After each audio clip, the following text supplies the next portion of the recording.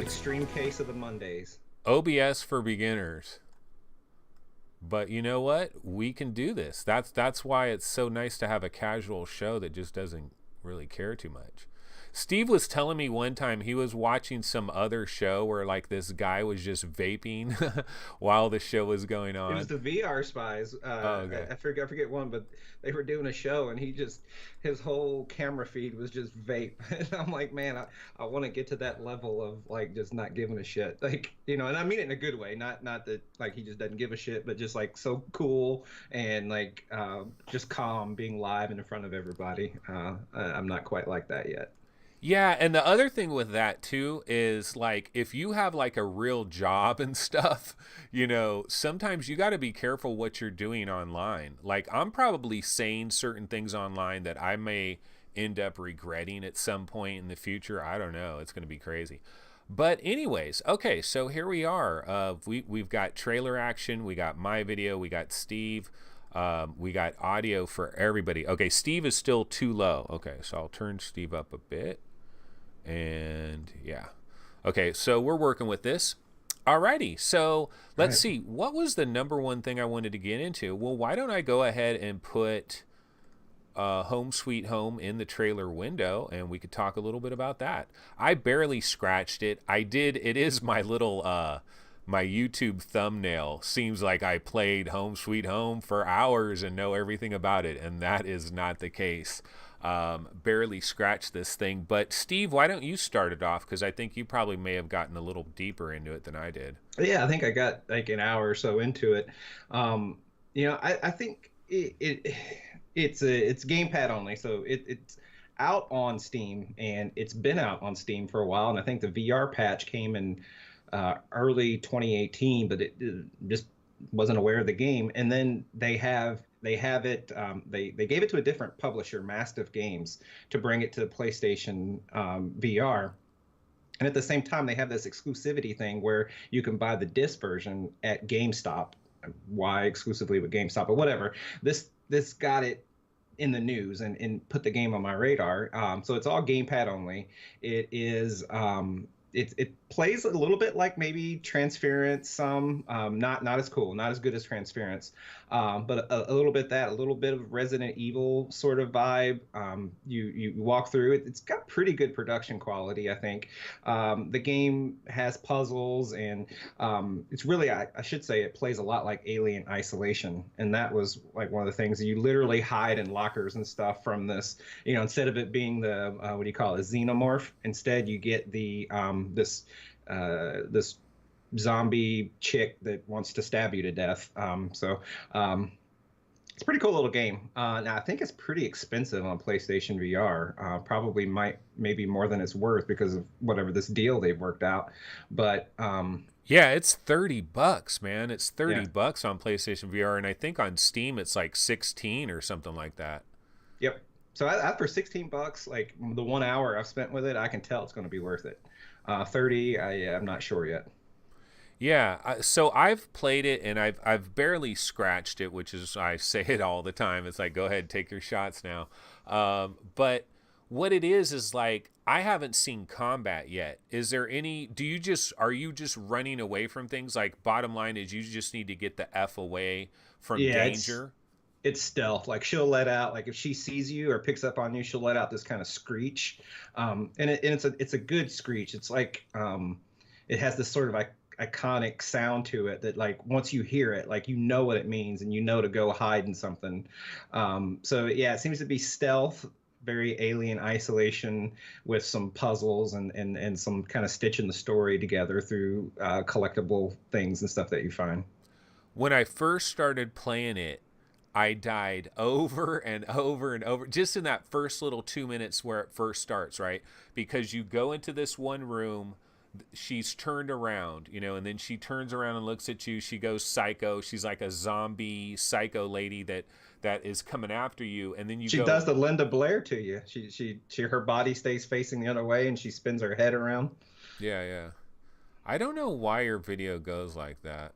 Oh, I screwed up. I accidentally got pop out chat off of there. Let me get that back. Okay. Every once in a while, your video turns into like Predator slash Transference, but oh well, we'll just ignore it. But yeah, yeah, you run to that door, you open the door, and then it's all bricks, and then somehow another door shows up, and so you realize, okay, I need to go into that other door, and so I went into that other door, and then I closed that door, thinking, oh, maybe she won't be able to get into the room, and then she just opens the door, died a whole bunch of times, and then I finally realized that there's this locker there, and it says hide in locker or whatever, and that's a big part of this game. And when you do hide in the locker, one of the cool little effects that it does is like you're hiding in the locker, right? And you have to stand like really close to where the vents of the locker are. Like that's where you have to position your head. And the cool thing about that is when she comes by and is making crazy weird noises, and she's like literally inches away from you in those open slits walking by the locker. It's just like, did you ever get that far in Alien Isolation? Because it's the exact same thing. You're looking through the slits and you see the alien go by and he's making all of his sounds. So it's very similar. And Alien Isolation is a very good game in VR, even though it's a mod. This does the same thing, and that's even though it may be copying it or whatever. It's good though. It's a good kind of imitation because it's a good feeling. It's a nice sense of suspense and fear. I think it's pretty cool. So Yeah, you gotta remember to turn your flashlight off. And I died on that part like 3 times. And I would get to the locker, and she would open the locker door and just stab me in the face. And I think you gotta turn your flashlight off. I think that keys her into where you are. yeah. The very beginning of this game, like if somebody has a PlayStation VR, I think this game is crazy expensive. But let's say you played through Resident Evil, you played Don't Knock Twice, you played Paranormal Activity. There could be somebody on PSVR that is a real horror fan and they're into these kinds of games. And one of the nice things about the very beginning of the game is you're going through these hallways and you're turning on your flashlight. I played this standing up, even though it's a DualShock, right? There's no move support as far as I could see, is there? No. Yeah. Yeah, so I was playing it standing up, and sometimes turning around, physically turning around and playing it. And I kind of got that same Resident Evil feeling, especially with the flashlight.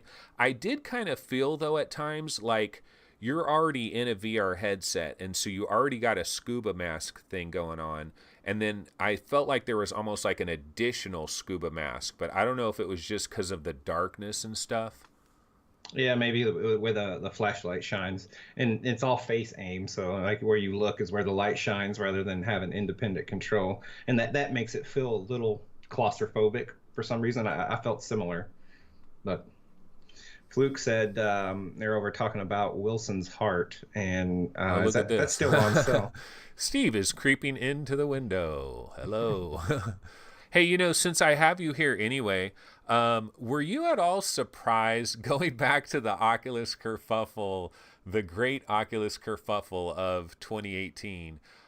Were you surprised with Sebastian, his take on the Rift 2? A little bit, because and I'm in the middle, so like I think he might be just as much as wrong as say Gary is, but I think there's something there. Like I don't think like TechCrunch, if let's just take it in that direction. Like TechCrunch is a big enough site. Like they don't have any vested interest in making up a conspiracy about Oculus. If they're gonna lie about something or really sort of embellish about something, they're gonna do it with Apple or Microsoft. Something that's gonna get a far more interest from their readers than an Oculus story. So I think there's some truth to it.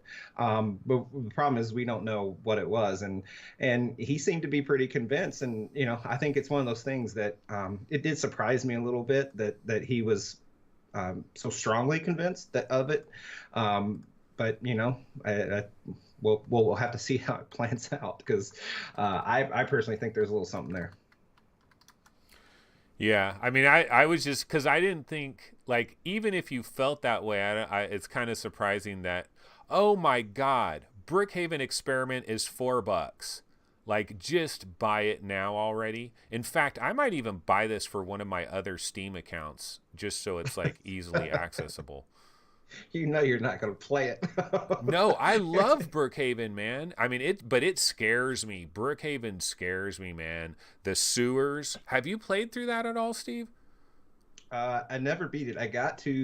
You get through the sewer, and then there's one level um, after it that you're like standing right outside the sewer, and I couldn't get past that.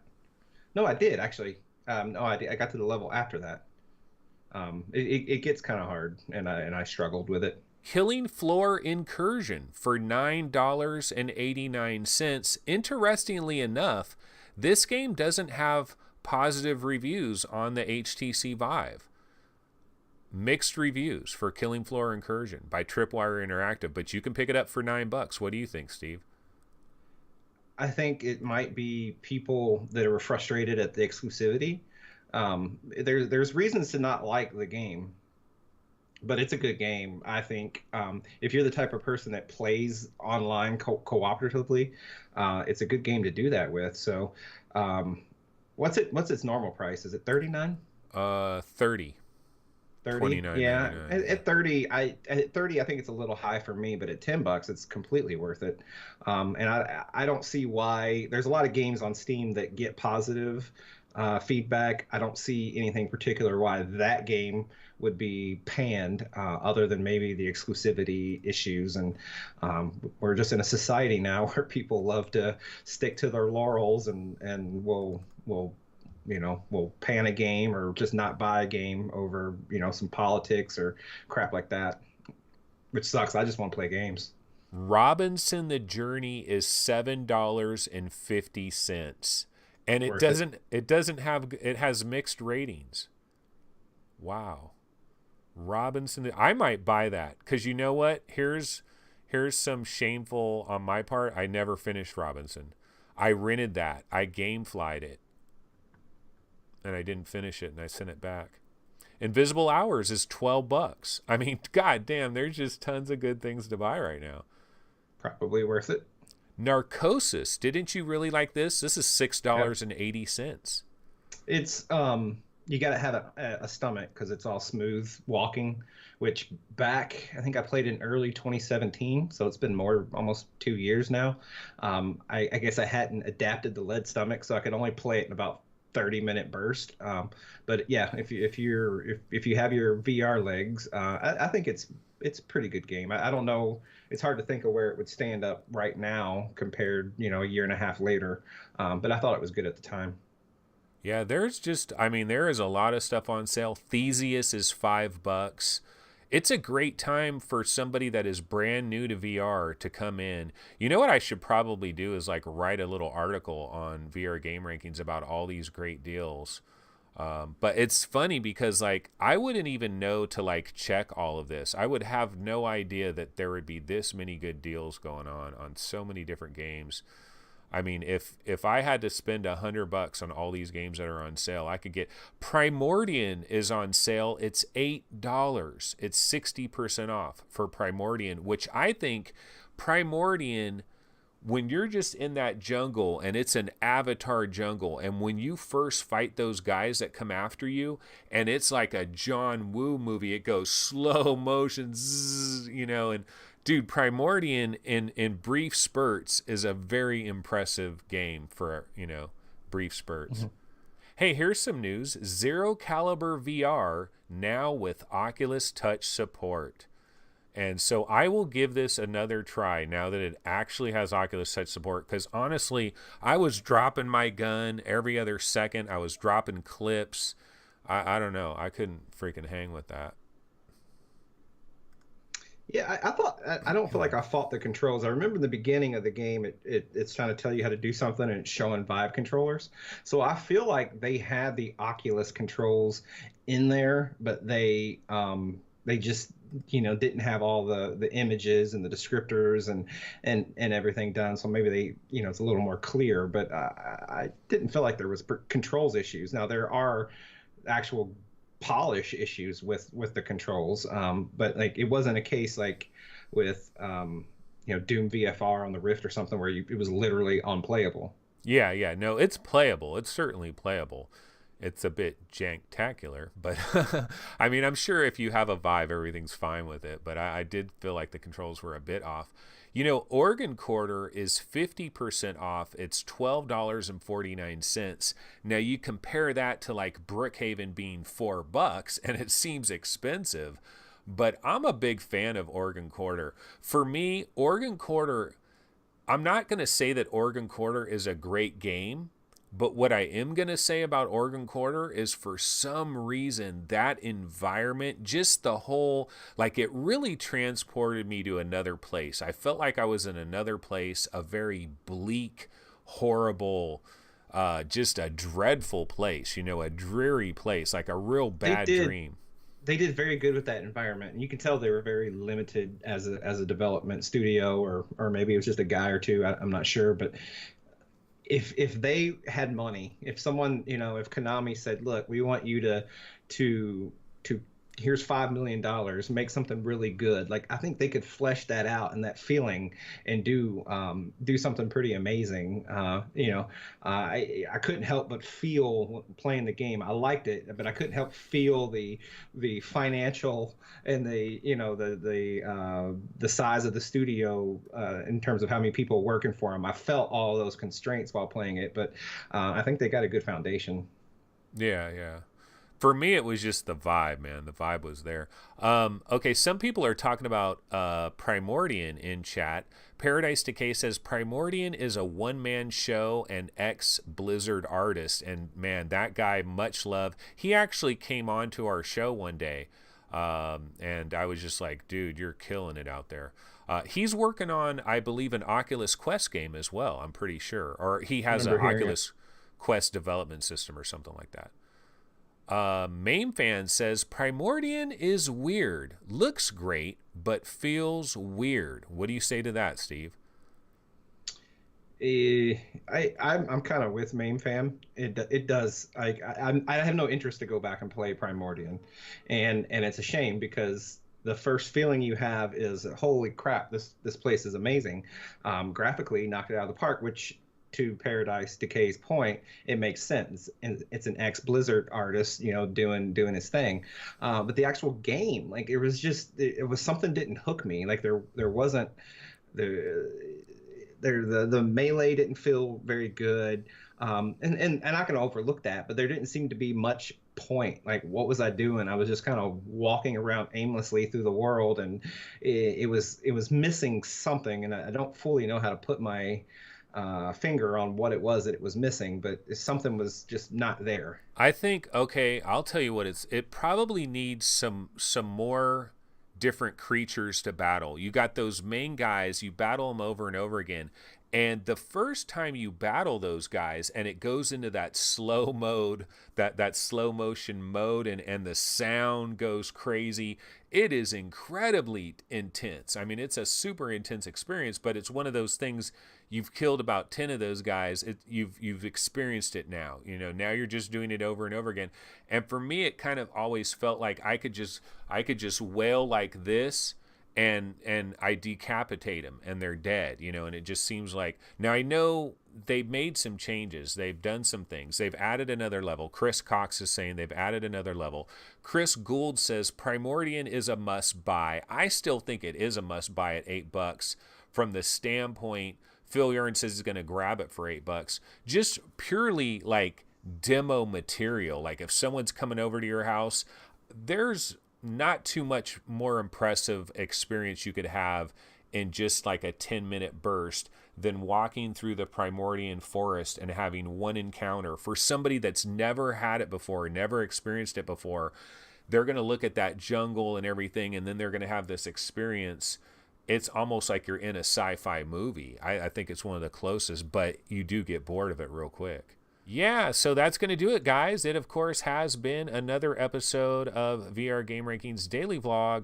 Be sure to subscribe, like the video, all those kinds of things. Be sure to bounce over to VR Roundtable. Check out episode 101. We had Sebastian from MRTV. He has some controversial thoughts on that episode. I think it's quite interesting. So be sure to check that out. And Steve, thanks so much for joining me today. It was fun. This was cool. Even though it was crazy, it was super fun. I really enjoyed it. Yep, that's what makes it fun. I like the relaxed atmosphere. All right, yeah. So we'll have to smoke a blunt next time, like Elon Musk. All right, Not guys, gonna we'll go see that you. far. See ya.